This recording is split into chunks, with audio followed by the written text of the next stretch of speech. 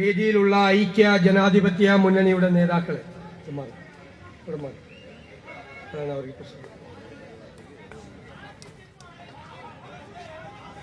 പ്രിയപ്പെട്ട സഹപ്രവർത്തകരായ സുഹൃത്തുക്കളെ, സംസാരിക്കായിരുന്നേ സംസാരിക്കാതിരിക്കേ, മിണ്ടരുത് ഇവിടെ നിന്ന്. ഈ നാടിന്റെ സമ്പദ്ഘടനയാണ് ഒരു നാടിന്റെ നട്ടെല്ല്. അത് തകർന്നു കിടക്കുകയാണ്. സമ്പദ് വ്യവസ്ഥ തകർന്നിരിക്കുകയാണ്. നിങ്ങളൊന്ന് സംസാരിക്കായിരുന്നു. ഇവിടെ നിന്ന് മാറിയുന്നേ, ഇവിടെ നിന്ന് മാറി. ഈ യോഗത്തിൽ അച്ചടക്കം വേണ്ട.